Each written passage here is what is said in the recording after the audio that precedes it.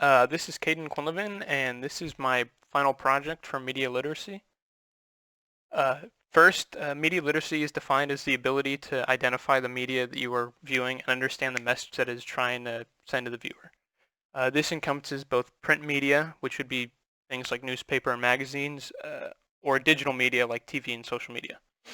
The main topic that I did for my final project is filter bubbles, which is when you become intellectually isolated online because of algorithms that personalize your search results based on past searches. This essentially means that things like Google uh, searches will be tailored to give you websites and articles that align with your beliefs or things that you've searched up in the past. Uh, Filter bubbles were coined by Eli Pariser in a TED Talk that he did back in 2011, which I think we actually covered in class. He talked about an experiment that he did with his friends where he asked them to look up Egypt on Google and send screenshots of the results. Uh, when you put them side by side, the pages were completely different. This is a prime example of filter bubbles in action and their effects on what we see online. Filter bubbles aren't always just on Google. Sites like Yahoo News and New York Times also have personalized stories you see. Social media platforms like Facebook and Twitter do this as well.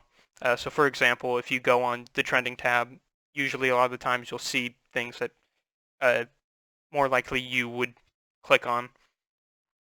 Filter bubbles are not something you opt into. They're completely without your consent. You don't know about it until you would actually look it up and understand what filter bubbles are. They don't ask you for permission. They just do it on their own. Why this matters, it's important for the average person to know because they might not have any idea what the info that they are receiving could be completely different from what other people are saying. So, for example, you go on Google and you look up something about the election. Well, you could be seeing something completely different than your neighbor because you've searched up different things in the past. Uh, if the idea is to create a more informed society, having systems and algorithms like this is doing exactly the opposite of what we would want to be happening. You would just be essentially creating a bunch of echo chambers where people are just receiving information that is tailored just to their own beliefs and not seeing outside of that. Almost 3.5 billion people use social media, so it's something that pretty much affects all of us. It's not just a certain people are affected, it's almost anyone who is online and actively using the internet.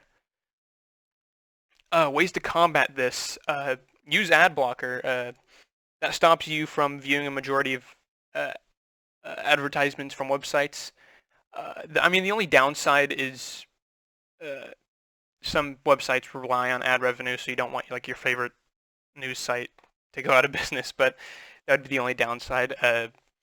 Going to news sites that have a variety of news points. So if you're always using one source, it's always good to just go out of your way to look up something from the opposite side. So you making sure you're getting all the information and you're not just seeing it from one point of view. Uh, this is my recommended idea is to use incognito mode when browsing because this will stop from the algorithm picking up your last searches because it'll be completely incognito. It won't know what you searched up in the past. So you'll be getting a completely unbiased view of what Google, well, I guess not completely unbiased because Google has biases as well, but you'll be seeing what normally you should be seeing and it's not clouded by searches in the past. Another one would be to try to block and delete browser cookies, which cookies determine what you're shown online. So this is another way that they use to put you in your own filter bubbles. So deleting those can stop this. That is pretty much it, and I hope you enjoyed.